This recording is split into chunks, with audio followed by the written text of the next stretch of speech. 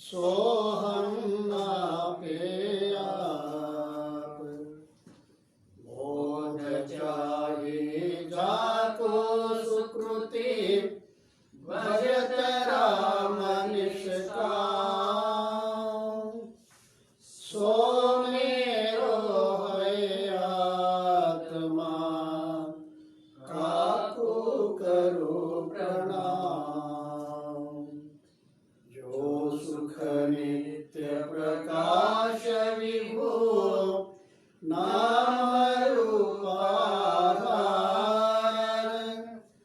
मति ललकै जी मति लखै सोमय शुद्ध पार सोमय शुद्ध पार सद्गुरुनाथ महाराज की परम पूज्य प्रातस्मरणीय ಸದ್ಗುರುಗಳ ಚರಣಾರವಿಂದಗಳನ್ನು ಹೃತ್ಪದ್ಮದಲ್ಲಿ ಧ್ಯಾನಿಸಿ ಸಾರ್ವಭೌಮ ಸದ್ಗುರು ಸಿದ್ಧಾರೂಢರ ಬ್ರಹ್ಮವಿದ್ಯಾ ಸಂಪ್ರದಾಯ ಕರ್ತೃಗಳಾದ ಸಮಸ್ತ ಋಷಿ ಮುನಿ ಸಂತ ಶರಣರ ಚರಣಾರವಿಂದಗಳಲ್ಲಿ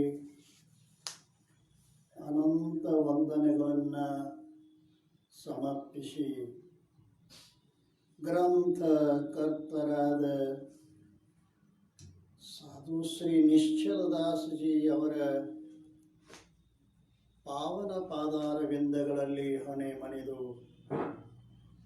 ಆತ್ಮೀಯರೇ, ಪ್ರಸ್ತುತ ಚಿಂತನದ ವಿಷಯ ಶ್ರೀ ವಿಚಾರ ಸಾಗರ.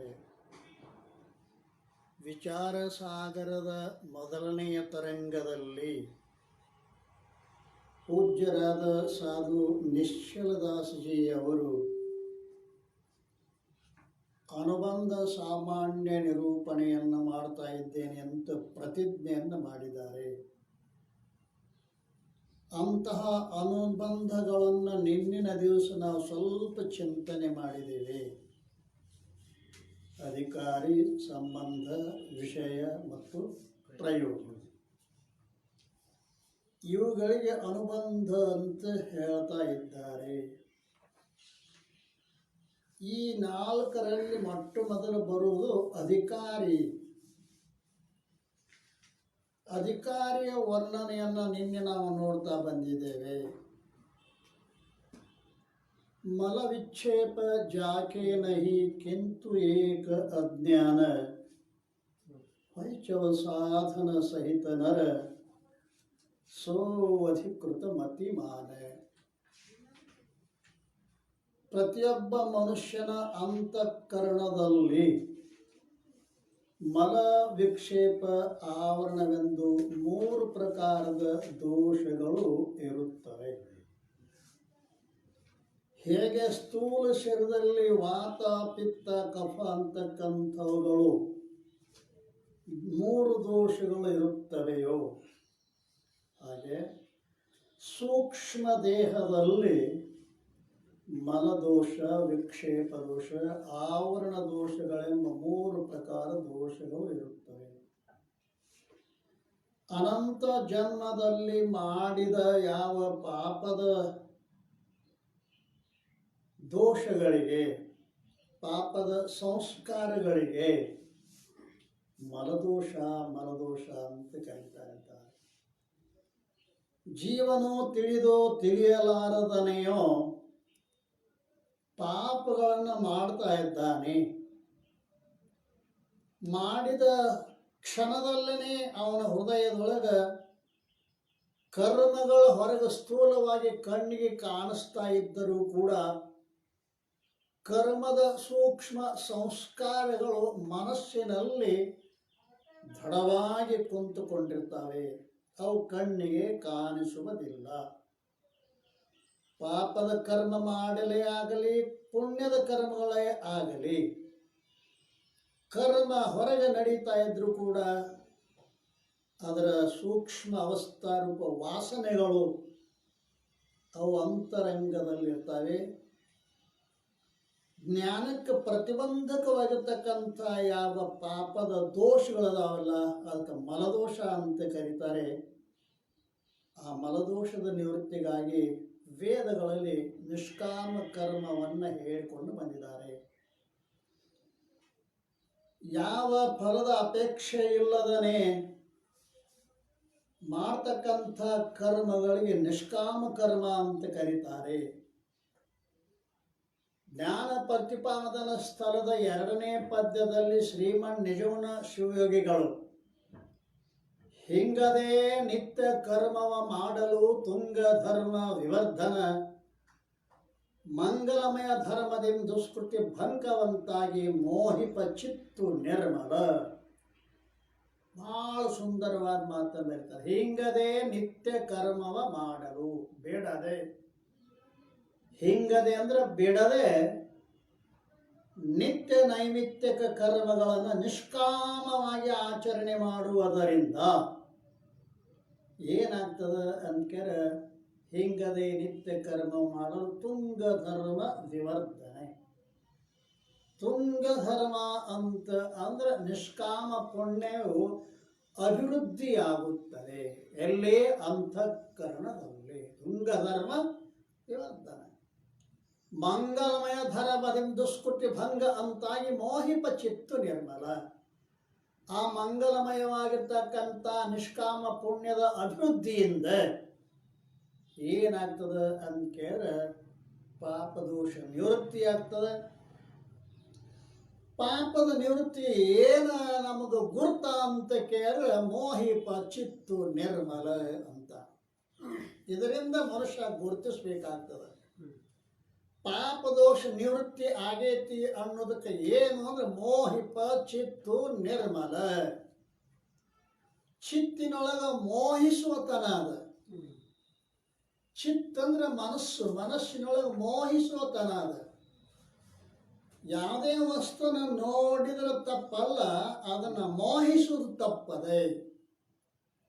ಆ ಮೋಹಿಸುವತನವನ್ನು ಚಿತ್ತ ಕಳ್ಕೊಂಡದೇನೋ ಅಥವಾ ಇನ್ನೂ ಆಕರ್ಷಣೆಗೆ ಒಳಗಾಗ್ತಾ ಇದೆಯೋ ನಮ್ಮ ಮನಸ್ಸು, ಅದನ್ನು ನಾವು ನಿರೀಕ್ಷಣೆ ಮಾಡಬೇಕಾಗ್ತದೆ.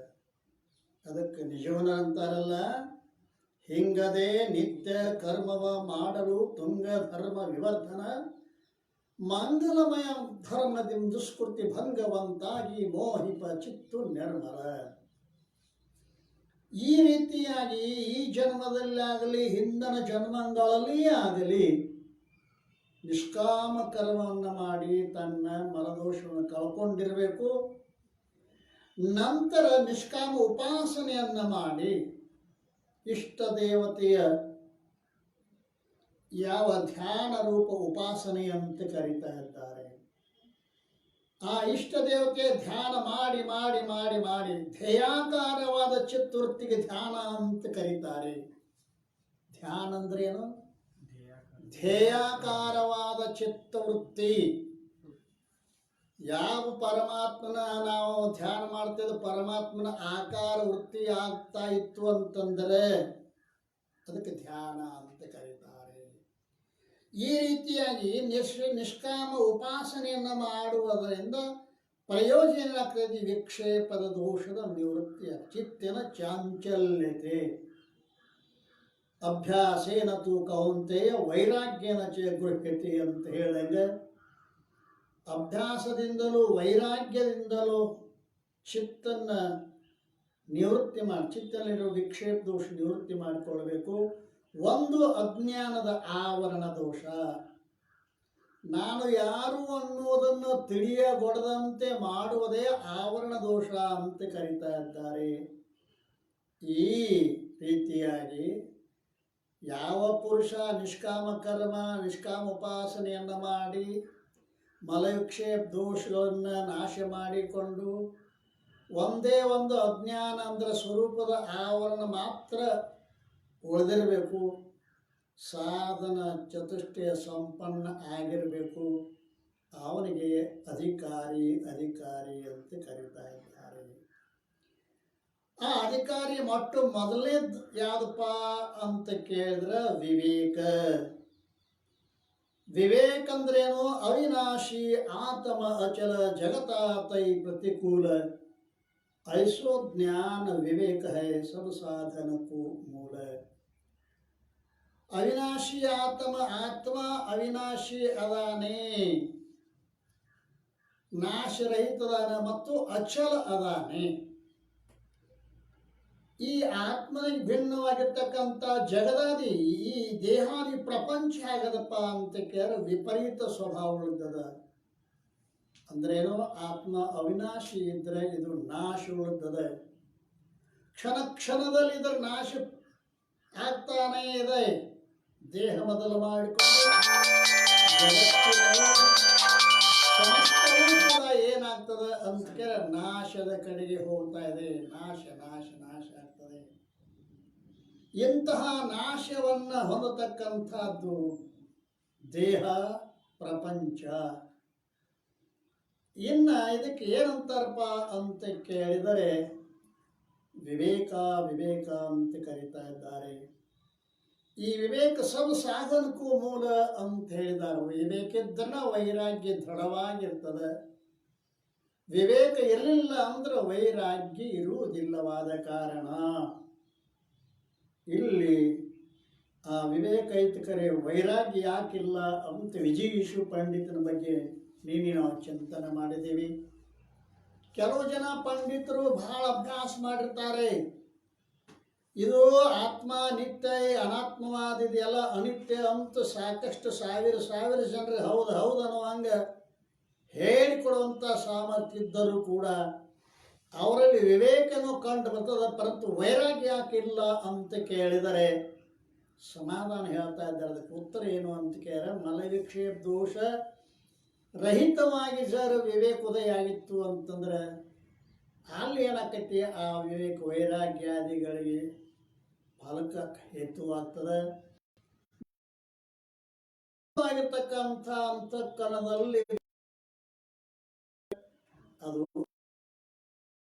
ಚಿತ್ರಾಗ್ನಿಯಂತೆ ಚಿತ್ರದ ಅಗ್ನಿ ಅದ ಪರಂತು ಚಿತ್ತದ ದೀಪದ ಪರಂತು ಅವು ಬೆಳಕ ಕೊಡಂಗಿಲ್ಲ. ಅದು ವಿವೇಕವೇ ಅಂತ ತಿಳ್ಕೋಬೇಕು ಅಂತ ನಿನ್ನಿನ ದಿವಸ ವಿವೇಕದ ಸ್ವರೂಪವನ್ನು ಹೇಳಿ ವೈರಾಗ್ಯವನ್ನು ಕೂಡ ಚಿಂತನೆ ಮಾಡಿದ್ದೀವಿ. ಬ್ರಹ್ಮಲೋಕಲೋ ಭೋಗಜೋ ಚಹೇ ಸವನ ಕೂತ್ಯ ವೇದ ಅರ್ಥ ಜ್ಞಾತ ಮುನಿ ಕಹತ ತಾಹಿ ವೈರಾಗ್ಯ.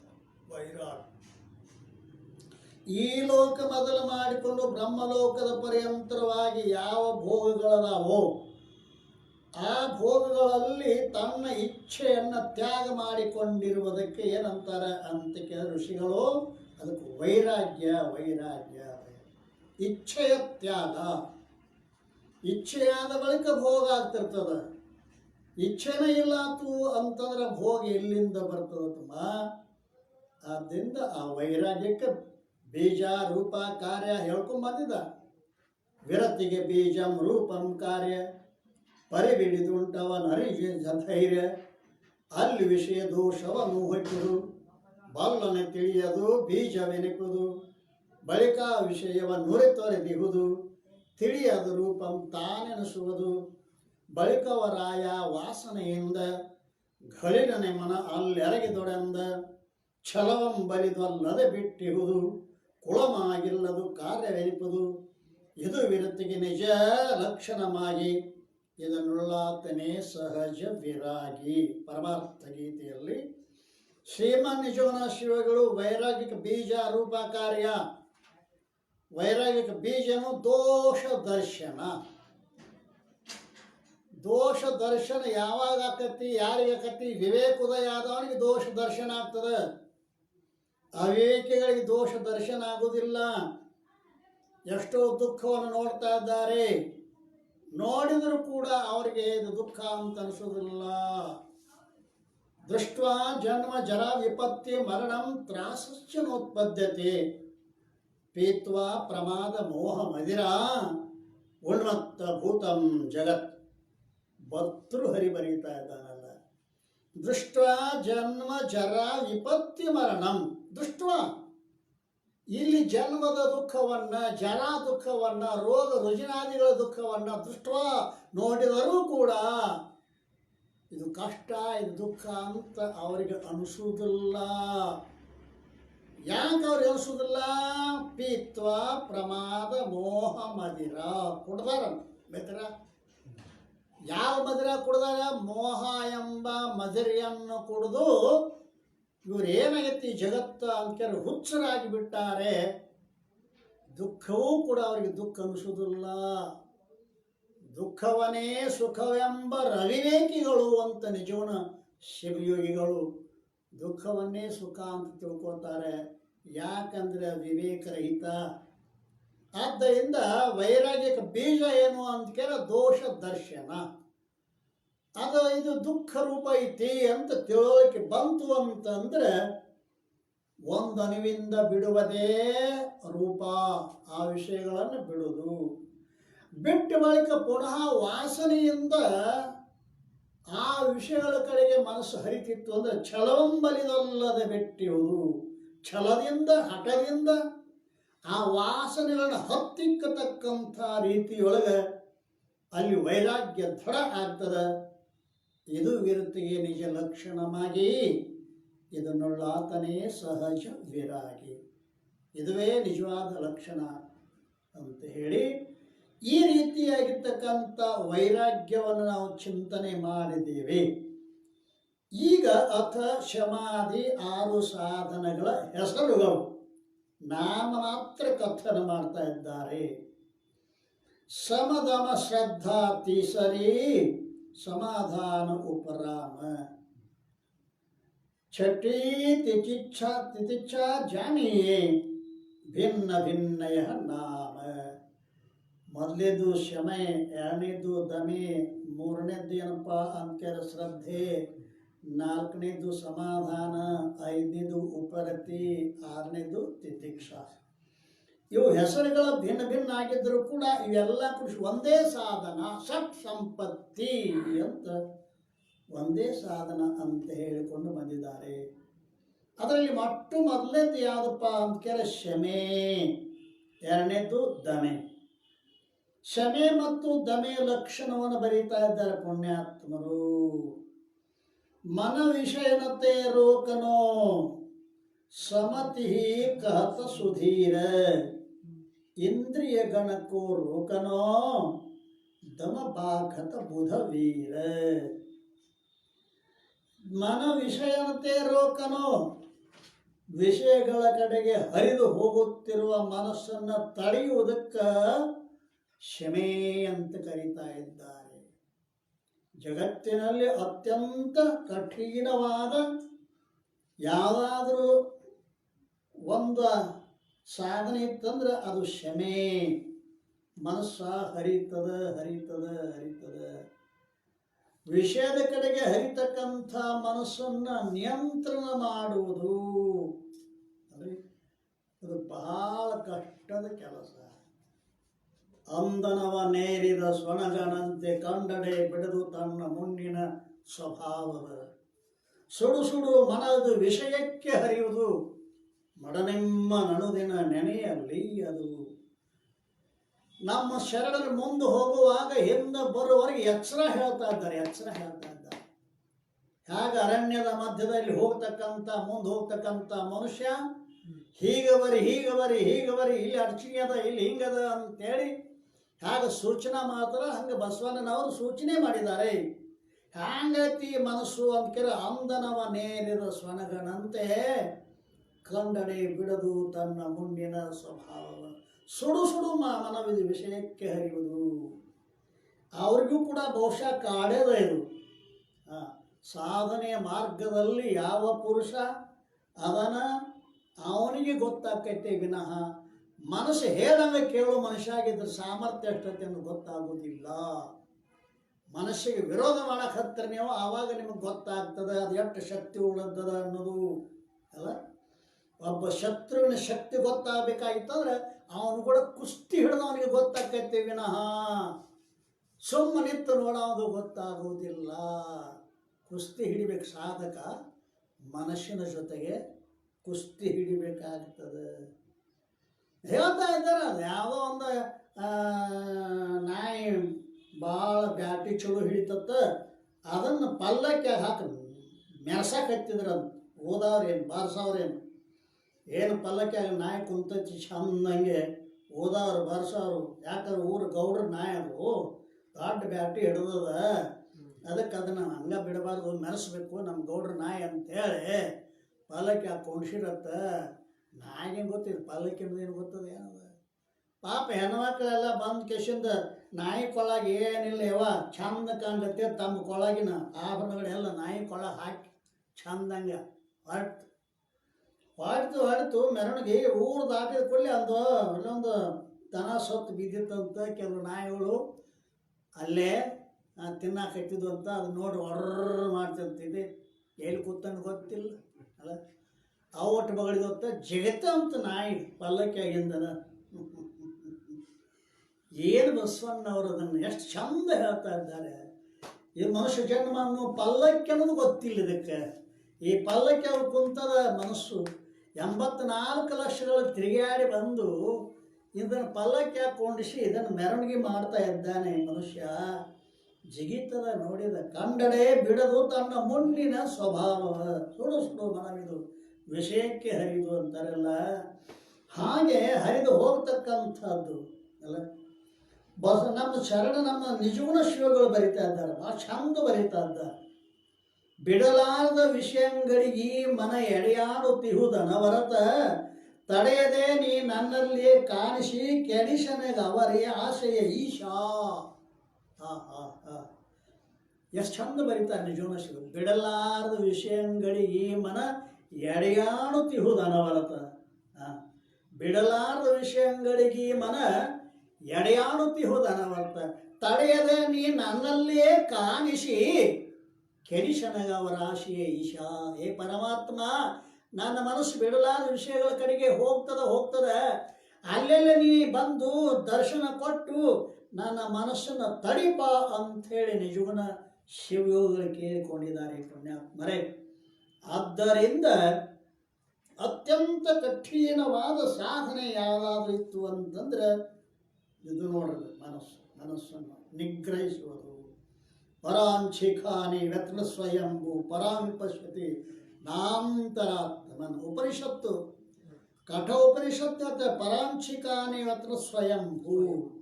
ಪರಮಾತ್ಮ ಈ ಇಂದ್ರಿಯಗಳನ್ನು ಬಹಿರ್ಮುಖ ಮಾಡಿ ರಚನೆ ಮಾಡಿರುವುದರಿಂದ ತೆರೆದ ಬಾಗಿಲಂತಿರುವ ಈ ಇಂದ್ರಿಯಗಳ ದ್ವಾರ ಮನಸ್ಸು ಏನು ಮಾಡ್ತದೆ ಅಂತ ಕೇಳಿದ್ರೆ ಹೋಗುತ್ತದೆ. ವಿಷಯಗಳಲ್ಲಿ ಆಕರ್ಷಣೆ ಅದೇ, ವಿಷಯಗಳಲ್ಲಿ ಆಕರ್ಷಣೆ ಅದೇ. ಇಂದ್ರಿಯಗಳಲ್ಲಿ ಆತುರ ಇದೆ, ಇಂದ್ರಿಯಗಳಲ್ಲಿ ಆತುರ ಅದೇ, ವಿಷಯಗಳಲ್ಲಿ ಆಕರ್ಷಣೆ ಇದೆ. ಆದ್ದರಿಂದ ಮನಸ್ಸಿನಲ್ಲಿ ಏನದ ಅಂತ ಕೇಳಿದ್ರೆ ಇಚ್ಛೆ ಅದೇ. ಈ ಮನಸ್ಸು ಈ ಇಂದ್ರಿಯಗಳು ಏನು ಮಾಡ್ತಾವ ಅಂತ ಕೇಳಿದ್ರೆ ಆ ವಸ್ತುವನ್ನು ನೋಡಿದ ಕೂಡಲೇ ಆಕರ್ಷಣೆಗೆ ಒಳಗಾಗ್ತಾ ಇದ್ದಾವೆ. ಆದ್ದರಿಂದ ಈ ಮನಸ್ಸನ್ನು ಏನು ಮಾಡಬೇಕು ಅಂತ ಕೇಳಿದ್ರೆ ಅದರ ಮೂಲ ಏನದ ಕಂಡು ಹಿಡಿಬೇಕಂತ ಅಲ್ರಿ. ಮನಸ್ಸಿನ ಮೂಲ ಏನದೆ? ನಮ್ಮ ಯೋಗ ವಾಸಿಷ್ಠ ಅಂತ ಒಂದು ಗ್ರಂಥದ, ನಮ್ಮ ಅದ್ವೈತದ ಮೂಲ ಗ್ರಂಥ ಯೋಗ ವಾಸಿಷ್ಠ. ಯೋಗ ವಾಸಿಷ್ಠದಲ್ಲಿ ಶ್ರೀರಾಮಚಂದ್ರನಿಗೆ ವಸಿಷ್ಠರು ಉಪದೇಶ ಮಾಡ್ತಾ ಇದ್ದಾರೆ. ಅಲ್ಲಿ ಮನಸ್ಸಿನ ಬಗ್ಗೆ ಬಹಳ ಸುಂದರವಾಗಿ ಉಪದೇಶ ಮಾಡಿದ್ದಾರೆ ಯೋಗ ವಾಸಿಷ್ಠದಲ್ಲಿ.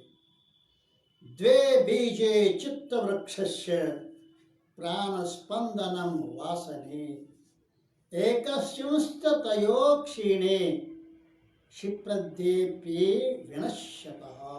ಹೇ ರಾಮಚಂದ್ರ, ಚಿತ್ತ ಎಂಬ ಈ ವೃಕ್ಷಕ್ಕೆ 2 ಬೀಜಗಳು ಇರುತ್ತವೆ. ವೃಕ್ಷ ಅಂದ್ರೆ ಗಿಡ, ಚಿತ್ತ ಅಂದ್ರೆ ಮನಸ್ಸು, ಚಿತ್ತ ಅಂದ್ರೆ ಮನಸ್ಸು.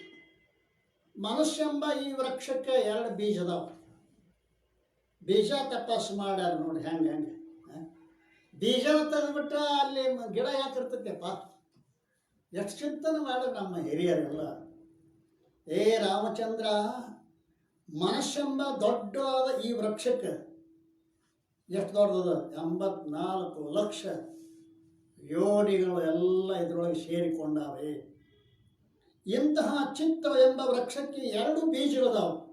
ಅವು ಯಾವುವು ಅಂತ ಕೇಳಿದರೆ ಅದಕ್ಕೆ ಬರಿತಾ ಇದ್ದಾರಲ್ಲ, ಇಲ್ಲಿ ಪ್ರಾಣಸ್ಪಂದನ ವಾಸನೆ. ಪ್ರಾಣಸ್ಪಂದನ ಅಂದರೆ ಏನು ಅಂತ ಕೇಳಿದರೆ, ಪ್ರಾಣಗಳ ಈ ಪ್ರಾಣ ಏನು ಶ್ವಾಸ ಉಚ್ಛ್ವಾಸದ ಅಲ್ಲ, ಇದುವೇ ಒಂದು ಬೀಜ. ಶ್ವಾಸ ಉಚ್ಛ್ವಾಸ, ಶ್ವಾಸ ಉಚ್ಛ್ವಾಸ, ಇದು ಒಂದು ಬೀಜ. 2ನೇ ಬೀಜ ಅದು ವಾಸನೆ. ವಾಸನೆ ಕೀಲಿ ಕೊಡ್ತದ. ಈ ಶ್ವಾಸ ಏನು ಮಾಡ್ತದ ಅಂತ ಕೇಳಿದ್ರೆ ಹೋಗುದು ಬರೋದು ಹೋಗುದು ಬರೋದು ಮಾಡ್ತದೆ. ಎಷ್ಟು ಶ್ವಾಸ ಜೋರ್ ಇರ್ತೈತೆ ಅಷ್ಟು ಚಂಚಲ ಇರ್ತೈತೆ ಮನುಷ್ಯ ಅಲ್ರಿ. ಮನಸ್ಸು ಯೋಗ ಮಾಡೋರು ಈ ಶ್ವಾಸ ಭಾಳ ಸಣ್ಣ ಇರ್ತದೆ, ಸಣ್ಣ ಯೋಗ ಮಾಡ್ಲಿಕ್ಕೆ ಶುರು ಮಾಡ್ರಿ ಅದೇ. ಅದಕ್ಕೆ ಅವರು ಹೇಳ್ತಾ ಇದ್ದಾರೆ, ಪ್ರಾಣಾಯಾಮ ವ್ರತಾಭ್ಯಾಸ ಒಂದು ಏನು ಮಾಡಬೇಕು ಅಂದ್ರೆ, ಪ್ರಾಣಾಯಾಮ ಅನ್ನೋದ ದೃಢವಾದ ಅಭ್ಯಾಸದಿಂದ, ಗುರುವಿನಿಂದ ತೋರಿಸಲ್ಪಟ್ಟ ಯುಕ್ತಿಯಿಂದ ಮತ್ತು ಆಸನ ಭೋಜನಾದಿ ನಿಯಮದಿಂದಲೂ ಪ್ರಾಣಗಳ ಸ್ಪಂದನವನ್ನು ನಿರೋಧಿಸಲ್ಪಡುವುದು. ಪ್ರಾಣದ ಸ್ಪಂದನ ನಿರೋಧಿಸಬೇಕು. ಉಸಿರಿನ ಕಡೆ ಲಕ್ಷ್ಯ ಹಾಕಿಸಿಂದ ನಾವು ಅದನ್ನು ಮ್ಯಾಲ ಮ್ಯಾಲ ಕೆಳಗೆ ಮ್ಯಾಲ ಕೆಳಗೆ. ಉಸಿರು ಮ್ಯಾಲ ಹೊತ್ತರ ಮನಸ್ಸು ಮ್ಯಾಲ ಒಯ್ಬೇಕು, ಉಸಿರು ಕೆಳಗೆ ಹೊತ್ತರ ಕೆಳಗೆ ಬರಬೇಕು. ಇದು ಅಭ್ಯಾಸ, ದೃಢ ಅಭ್ಯಾಸ. ಪ್ರಾಣಾಯಾಮ ದೃಢ ಅಭ್ಯಾಸದಿಂದ, ಗುರುವಿನಿಂದ ತೋರಿಸಲ್ಪಟ್ಟ ಆಸನ ಭೋಜನಾದಿ ನಿಯಮದಿಂದಲೂ. ಮೊದಲು ಗಟ್ಟಿ ಅಂದ್ಕೊಂಡ್ರೆ ಕಲಿಯಿರ್ತಾರೆ ಆಸನ. ಯಾರ ಮನಸ್ಸು ಚಂಚಲ ಇರುತ್ತೆ ಅವ್ರ ಆಸನ ಸರಿಯಾಗಿ ಕುಂಡ್ರಾಕ ಬರಂಗಿಲ್ಲ. ಅವ್ರಿಗೆ ತಾಸು ಗಟ್ಟಲೆ ಕುಂಡ್ರು ನೋಡೋನು ಅಂತಾರ. ಅವ್ರು ಅದ್ರಲ್ಲಿ ಕುಂಡಿಸಿ ನೋಡ್ಬೇಕು ಅವ್ರನ್ನ. ಅವ್ರ ಮನಸ್ಸು ಎಷ್ಟು ಚಂಚಲ ಅಂತ ಗೊತ್ತಾಗ ಕುಂಡ್ರದ ಮೇಲೆ ಗೊತ್ತಾಕೈತಿ ಅಂದ್ರೆ. ಅವ್ರೇನು ಒಂದೇ ಥರ ಕುಂಡಂಗೆ 18 ಆಸನ ಹಾಕ್ತಾರೆ. ಹಂಗೆ ಒಂದು ತಾಸನಾಗ 18 ಆಸನ ಅಲ್ಲ. ಮೊದಲು ನಿನ್ನ ಶರೀರ ಕೊಂಡಿಸೋ ಮೊದಲೇದ್ದು ಅಲ್ಲ. ಆಸನ ಭೋಜನ ಬಹಳ ಮಹತ್ವದ ಮಾತದ ಇದು. ನೀವು 2 ಹಿಡಿತನ್ಯಾಗ ತೊಗೊಂಬರಿ. ಆಸನ ಭೋಜನ 2 ಹಿಡಿತಿರಲಿ ಅಂದ್ರೆ ಮನಸ್ಸಿಗೆ ಹಿಡಿತು ಬರ್ತದ ಅಲ್ಲ. ಭೋಜನ ಏನು ತಿನ್ನಬೇಕು, ಯಾವಾಗ ತಿನ್ನಬೇಕು, ಎಷ್ಟು ತಿನ್ನಬೇಕು, ಹ್ಯಾಂಗೆ ತಿನ್ನಬೇಕು ಅಲ್ಲ, ಎಲ್ಲಿ ತಿನ್ನಬೇಕು. ಅಯ್ಯೋ ಅದ್ರ ಮ್ಯಾಗ ದೊಡ್ಡ ಶಾಸ್ತ್ರದ ರೀ ಭೋಜನದ ಬಗ್ಗೆ ಅಲ್ಲ. ಅಂಥೇಳಿ ನಮ್ಮ ಶರಣರು ಸತ್ಯಶುದ್ಧ ಕಾಯಕದಿಂದ ಬಂದಿರುವಂತಹ ಅನ್ನ ಮನಸ್ಸನ್ನೇ ಮಾಡ್ತತಿ ಪರಿಶುದ್ಧತೆ ಅಂತ ಕೊಡ್ತದೆ. ಛಾಂದೋಗ್ಯೋಪನಿಷತ್ತಿನಲ್ಲಿ ಈ ಆಹಾರದ ಬಗ್ಗೆ ಬಹಳ ಸುಂದರವಾಗಿ ಬರಿತಾ ಇದ್ದಾರೆ. ಅನ್ನಮಯಂ ಹಿ ಸೌಮ್ಯ ಮನಃ ಅಪೋಮಯ ಪ್ರಾಣ. ಸೌಮ್ಯನೇ ಅನ್ನಮಯಂ ಹಿ ಮನಃ. ಈ ಮನಸ್ಸು ಅನ್ನದ ಸ್ವರೂಪ. ಅನ್ನಮಯ, ಮಯ ಅಂದ್ರ ವಿಕಾರ, ಮಯ ಅಂದ್ರ ಸ್ವರೂಪ. ಮಣ್ಣಮಯ ಅರ್ಥ ಆಗತ್ತೆ. ಘಟ ಅಂದ್ರ ಮಣ್ಣಮಯ. ಮನಸ್ಸಂದ್ರ ಅನ್ನಮಯ, ಅನ್ನದ ವಿಕಾರ. ನೀ ಸಾತ್ವಿಕ, ನೀ ಉಣ್ಣು ಅನ್ನ ಸಾತ್ವಿಕ ಐತೋ, ರಾಜಸ್ ಐತೋ, ತಾಮಸ್ ಐತೋ, ಹಳಸಿದ್ದೈತು, ಚೌಳದ್ದೈತು, ಅದನ್ನು ಸ್ವಲ್ಪ ವಿಚಾರ ಮಾಡಂತಾರ ಛಾಂದೋಗ್ಯೋಪನಿಷತ್ತು. ನಾವು ಊಟ ಮಾಡಿದ ಅನ್ನ 3 ವಿಭಾಗ ಆಕೈತೆ ಅಂತ್ರಿ. ನಾವು ಭುಕ್ತ ಭೋಜನ ಊಟ ಮಾಡಿ ನಾವು ಸುಮ್ಮ ಒಳಗೆ ಹಾಕಿಬಿಡ್ತೀವಿ. ಅದ್ರ ಒಳಗೆ ಕೆಲಸ ಎಷ್ಟು ಆಕೈತಿ ಗೊತ್ತೈತೆ? ಅದು 3 ಭಾಗ ಆಕೈತಿ. ಅದು ಉತ್ತಮ, ಮಧ್ಯಮ, ಕನಿಷ್ಠ ಅಂತ ಭುಕ್ತ ಭೋಜನ 3 ಭಾಗ ಆಗ್ತದೆ. ಕನಿಷ್ಠ ಭಾಗ ಹೊರಗೆ ಹೋಗಿಬಿಡ್ತೈತಿ, ಗೊತ್ತಿಲ್ಲ. ಹೊರಗೆ ಅಂದ್ಕೊಳ್ಳೆ ಕನಿಷ್ಠ ಭಾಗ ಹೊರಗೆ ಹೋಗ್ತು. ಮಧ್ಯಮ ಭಾಗ ಏನಕ್ಕತಿ ಅಂತ ಕೇಳ ರಕ್ತ ಮೊದಲು ಮಾಡಿಕೊಂಡು ವೀರ್ಯದ ಪರ್ಯಂತರವಾಗಿ ಸಪ್ತ ಧಾತು ಅಕ್ಕೈತಿ ಅಂತ. ಸಪ್ತ ಧಾತು ಯಾವುದದು? ಎರಡನೇದ್ದು. ಮೊದಲೇದ್ದು ಕಚಡ, ಕನಿಷ್ಠ ಭಾಗ ಹೊರ ಹೋಗ್ತೈತಿ. ಮಧ್ಯಮ ಏನತಿ ಅಂತ ಕೇಳ ರಕ್ತ ಮೊದಲು ಮಾಡಿಕೊಂಡು ವೀರ್ಯದ ಪರ್ಯಂತರವಾಗಿ ಸಪ್ತ ಧಾತುಗಳಾಗ್ತದ. ಉತ್ತಮ ಭಾಗ ಮನಸ್ಸಾಗ್ತದ. ಉತ್ತಮ ಭಾಗ ಏನಾಕತಿ? ಮನಸ್ಸಾಗ್ತದ. ಜೈಸ ಅನ್ನ ವೈಸ ಮಣ್. ನಿನ್ನ ಅನ್ನ ಹೆಂಗೈತಿ, ನಿನ್ನ ಮನಸ್ಸು ಹಂಗೆ ತಯಾರಾಗ್ತದೆ. ಭಾಳ ಜನರಿಗೆ ಮನುಷ್ಯನಾಗ ವಿವೇಕೋದಯ ಆಗೋದಿಲ್ಲ. ಯಾಕೆ? ಒಬ್ಬ ಮನುಷ್ಯ ತುಡುಗು ಮಾಡಿ ಒಂದು 500 ರೂಪಾಯಿ ತಂದ. ಒಬ್ಬ ಮನುಷ್ಯ ಸಂಜೆ ತನಕ ಕಬ್ಬು ಕಡಿದು ಪ್ರಯತ್ನ ಮಾಡಿ ದುಡಿದು 500 ರೂಪಾಯಿ ತಂದ. ಇಬ್ಬರು ಕುಡಿಸಿ ಪೇಡೆ ಅಂಗಡಿಗೆ ಹೋದರು. ತುಡುಗು ಮಾಡಿ ತಂದವನು 1 kg ಪೇಡೆ ತಂದ, ದುಡಿದು ತಂದವನು 1 kg ಪೇಡೆ ತಂದ. ಇಬ್ಬರು ಕುತ್ಕೊಂಡು ತಿಂತಾರೆ ಇಟ್ಕೊಂಡು. ಈಗ ಆ ರುಚಿ ಒಳಗೆ ಏನು ಹೆಚ್ಚು ಕಡಿಮೆ ಐತೆ ಅಂತ ತಿಳ್ಕೊಂಡ್ರೆ ನೀವು, ದುಡಿದು ತಂದಾನು ಪೇಡೆಯಾಗಿ ಎಷ್ಟು ರುಚಿ ಐತಿ ಅಷ್ಟೇ ರುಚಿ ಐತಿ. ತುಡುಗು ಮಾಡಿ ತಂದವಂದು ಮತ್ತು ರುಚಿ ಒಳಗೆ ಏನೂ ಫರ್ಕ ಇಲ್ಲ ಏನ್ರಿ. ಮತ್ತಿನ್ನು ತೃಪ್ತಿ ಒಳಗೂ ಕೂಡ ದುಡಿದು ತಂದ ಪೇಡೆ ಎಷ್ಟು ತೃಪ್ತಿ ಕೊಡ್ತೈತಿ, ತುಡುಗು ಮಾಡ್ತ ಪೇಡೆನೂ ಅಷ್ಟೇ ತೃಪ್ತಿ. ಅವನು ಡರ್ಕಿ ಹೊಡಿತಾನ, ಇವನು ಡರ್ಕಿ ಹೊಡಿತಾನೆ. ತೃಪ್ತಿ ಒಳಗೆ ವ್ಯತ್ಯಾಸ ಇಲ್ಲ ಅಲ್ಲ, ರುಚಿಯೊಳಗೆ ವ್ಯತ್ಯಾಸ ಇಲ್ಲ, ತೃಪ್ತಿಯೊಳಗೆ ವ್ಯತ್ಯಾಸ ಇಲ್ಲ. ಮತ್ತು ವ್ಯತ್ಯಾಸ ಎಲ್ಲದ ಅಂತ ಕೇಳಿದರೆ ಮನಸ್ಸಿನೊಳಗೆ ವ್ಯತ್ಯಾಸ ಅದ. ಮನಸ್ಸು ತಯಾರೈತಿಲ್ಲ ಅದ. ಪೇಡೆ ತುಡುಗು ಮಾಡಿ ತಂದು ಪೇಡೆದು ಮನಸ್ಸು ಬೇರೆ, ದುಡಿದು ತಂದು ಪೇಡೆದ ಮನಸ್ಸು ಬೇರೆ ತಯಾರಾಗೈತಿ. ವಿಚಾರಲ್ಲಿರ್ತದ, ಇದು ಯೋಗ್ಯ ಇದು ಅಯೋಗ್ಯ. ಯಾವುದು ಪರಿಶ್ರಮ ಪಟ್ಟೇನೆ ಅನ್ನ ನೀ ತಂದು ತಿಂದದೆಯಲ್ಲ, ಅಲ್ಲಿ ವಿಚಾರ ಉದಯ ಆಗ್ತದೆ. ಓದುದ್ರಾಗ ಏನೂ ಹೆಚ್ಚು ಕಡಿಮೆ ಆಗಂಗಿಲ್ಲ. ಅವನು ಕಾಮಗೆ ತಿಂತಾನ. ಭ್ರಷ್ಟಾಚಾರಿಗಳು ಕಾಮಗೆ ಆರಾಮದಾರಿಲ್ಲ. ಅವರೆಲ್ಲ ಮಹಡಿ ನಾವು ಮಹಡಿ ಕಟ್ಟಿಸ್ಕೊಂಡು ಕಾರ್ನಾಗ ತಿರುಗ್ತಾರೆ, ಏನು ಬೇಕಾದ ಹೊಲಸು ದಂಧೆಗೆ ಮಾಡ್ತಾರೆ, ರೊಕ್ಕ ಗಳಿಸ್ತಾರೆ. ಆದರೂ ಕೂಡ ಏನು ಫರ್ಕದ ಅಂತ ಕೇಳ ಅವ್ರ ಮನುಷ್ಯನಾಗ ಎಂದೆಂದೂ ಒಳ್ಳೆ ವಿಚಾರಗಳು ಬರಂಗಿಲ್ಲ. ಇದು ತಿಳ್ಕೊರಿ ನೀವು ಅಲ್ಲ. ಇವತ್ತು ಭ್ರಷ್ಟಾಚಾರ ಅಂತ ಅದಕ್ಕೇನು ಅಳಕನೇ ಇಲ್ದಂಗೆ ಆಗ್ಯದ ಅಲ್ಲ. ನಾವು ತಿನ್ನೋ ಅನ್ನ ಎಲ್ಲಿದೋ, ಎಂಥದ್ದು, ಏನೋ ಎಂತೋ, ಇಂತಹ ಅನ್ನ ತಿಂದ ನಾವು ವಿಚಾರ ತತ್ವಜ್ಞಾನ ಮಾಡ್ಕೋತೀವಿ ಅಂದರೆ ಅದು ಭಾಳ ದೂರ ಹೋಗ್ತದಾರ. ಪರಿಶುದ್ಧವಾದ ಸತ್ಯ ಶುದ್ಧ ಕಾಯಕ ಯಾಕೆ ಇಟ್ಕೊಂಡ್ರು ಅಂತ ಕೇಳಿದ್ರೆ ಪುಣ್ಯಾತ್ಮ ಅಲ್ರಿ, ಅವ್ರು ಎಂದೂ ಕೈ ಚಾಚಿದವರಲ್ಲ ಶರಣರು. ಹಾಗೆ ಇಲ್ಲಿ ಹೇಳಬೇಕಾದದ್ದೇನು ಅಂತ ಕೇಳಿದರೆ, ಮನುಷ್ಯ ಪ್ರಾಣಾಯಾಮ ಮಾಡಬೇಕಾಗಿತ್ತು ಅಂತಂದ್ರೆ ಅವನ ಆಸನ, ಅವನ ಭೋಜನ ಅಲ್ಲ, ಯಥಾಯೋಗ್ಯವಾಗಿರ್ತಕ್ಕಂಥ ಭೋಜನ. ಆದ್ದರಿಂದ ಈ ರೀತಿಯಿಂದ ಮಾಡುವುದರಿಂದ ಛಾಂದೋಪನಿಷತ್ತು ಹೇಳಿದಂತೆ ಸತ್ಯಶುದ್ಧವಾದ ಕಾಯಕದಿಂದ ಬಂದಿರತಕ್ಕಂಥ ಅನ್ನ ಉತ್ತಮವಾದ ಮನಸ್ಸನ್ನು ತಯಾರು ಮಾಡ್ತದೆ.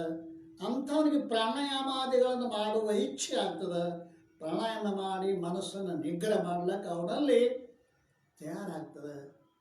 ಅದ್ರ ಜೊತೆಗೆ ಯಾವಾಗ ಪ್ರಾಣಾಯಾಮ ಮಾಡ್ತಾನೆ ಆವಾಗ ಮುಂದೆ ವಾಸನೆಗಳು ಹೋಗಬೇಕಾಗಿತ್ತು ಅಂದರೆ ಏನು ಮಾಡಬೇಕು ಅಂತ ಕೇಳಿದ್ರೆ ಬರಿತಾ ಇದ್ದಾರಲ್ಲ, ಅಸಂಗ ವ್ಯವಹಾರಿತ್ವಾದ್ಭವ ಭಾವನಾ ವರ್ಜನ. ಬಳಿಕ ವ್ಯವಹಾರದಲ್ಲಿ ಅಸಂಗನಾಗಿ ಇರುವುದರಿಂದ, ಪ್ರಪಂಚದ ಚಿಂತೆಯನ್ನು ಬಿಡುವುದರಿಂದ, ಶರೀರ ನಾಶವುಳ್ಳದ್ದೆಂದು ಕಾಣುವುದರಿಂದ ಅಧಿಕಾರಿಯಲ್ಲಿ ವಾಸನೆಗಳು ಪ್ರವರ್ತಿಸುವುದಿಲ್ಲ. ವಿಷಯದ ವಾಸನೆ ಒಂದು ಮನಸ್ಸಿನಾಗ ಬರಂಗಿಲ್ಲ.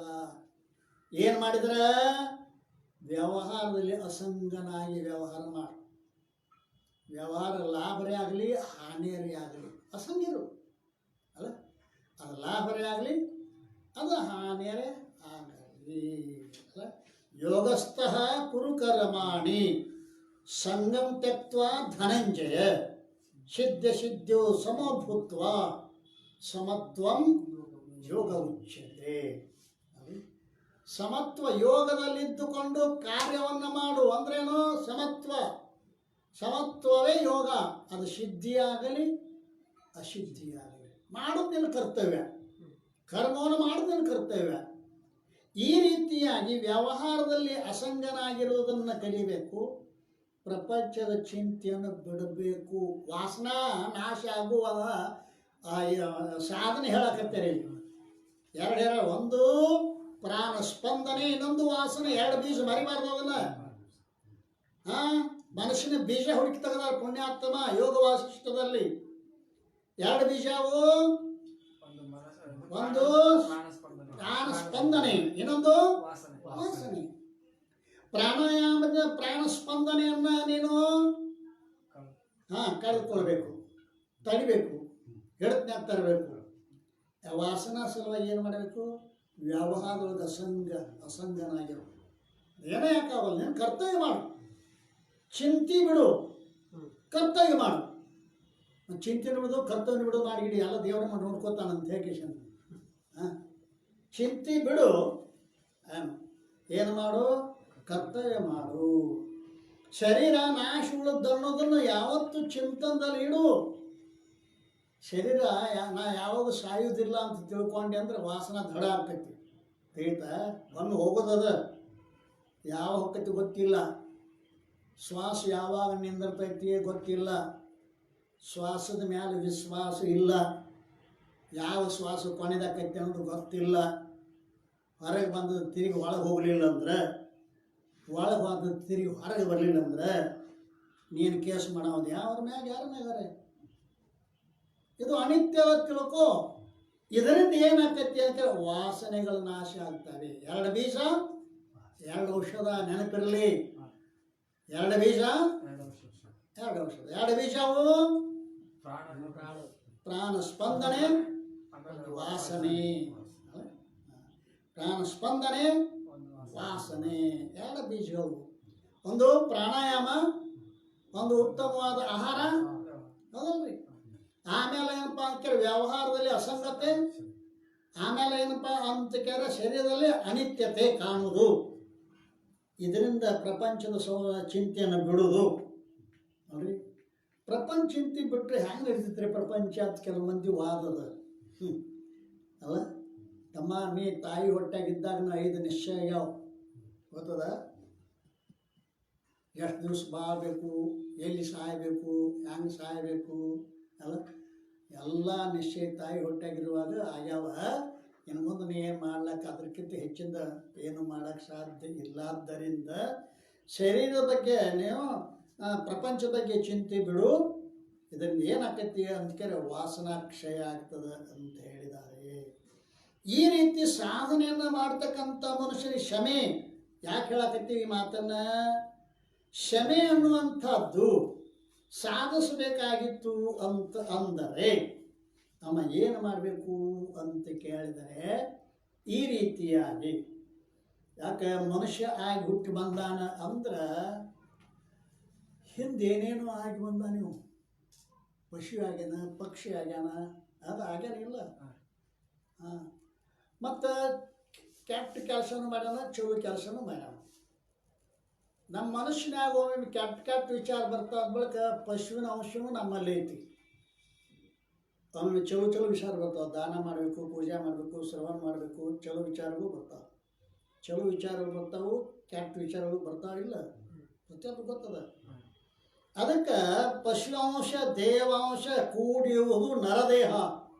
ಒಬ್ಬರು ಮಹಾತ್ಮರು ಬರೀತಾ ಇದ್ದಾರೆ, ಪಶುವಂಶ ದೇವಾಂಶ ಕೂಡಿರುವುದು ನರದೇಹ. ಪಶುಪತಿಯ ಕೃಪೆಯನ್ನು ಪಡೆಯಬೇಕೆಂಬವನು ಪಶುವಂಶ ತುಳಿದು ದೇವಾಂಶ ಬೆಳೆಸುವುದು. ಗೊತ್ತಾಗತ್ತಲ್ಲ? ಪಶುಪತಿಯ ಕೃಪೆಯನ್ನು ಪಡೆಯಬೇಕೆಂಬವನು ಪಶುವಂಶ ತುಳಿದು ದೇವಾಂಶ ಬೆಳೆಸುವುದು ಹಸನಾದ ಹಾದಿದು ಶ್ರೀ ಸಿದ್ಧ ಭಾರತಿಯೇ. ಎರಡೂ ಅದಾವ ನಮ್ಮಲ್ಲಿ. ಪಶುನ ಗುಣಗಳು ಅದಾವ, ದೇವನ ಗುಣಗಳು ಅದಾವೆ. ಹಿಂದ ಮಥುರಾ ನಗರದಲ್ಲಿ ಸುಂದರಿಯಾದ ಒಬ್ಬ ನರ್ತಕಿ ಇದ್ದಳು. ನರ್ತಕಿ ಮಥುರಾ ನಗರದೊಳಗ ಯಾರು? ನರ್ತಕಿ. ಆಕೆ ಹೆಸರು ವಾಸವದತ್ತ ಅಂತ. ಆಕೆ ಹೆಸರು ಏನು? ವಾಸವದತ್ತ. ಭಾಳ ಸುಂದರ, ಭಾಳ ಸುಂದರ ನರ್ತಕಿ. ಆಕೆಯ ರೂಪಕ್ಕೆ ಮನಸೋಳದವರೇ ಇದ್ದಿದ್ದಿಲ್ಲ. ಅಂತಹ ರೂಪ, ಅಂತಹ ಯೌವನ, ಅಂತಹ ನೃತ್ಯ. ಆಕೆ ವಾಸವದತ್ತ ಒಂದು ದಿವಸ ತನ್ನ ಮನೆಯ ಮಹಡಿ ಮ್ಯಾಲ ನಿಂತು ಈಕ್ಷಣೆ ಮಾಡ್ತಿದ್ರು, ನೋಡ್ತಾ ಇದ್ರು. ಅದೇ ಸಮಯದೊಳಗೆ ಕೆಳಗ ಭಗವಾನ್ ಬುದ್ಧ 10-20 ತಮ್ಮ ಶಿಷ್ಯರನ್ನು ಕರೆದುಕೊಂಡು ಹಾದು ಹೋಗತಕ್ಕಂಥ ಸಮಯ. ವಾಸವದತ್ತ ನೋಡಿಳು.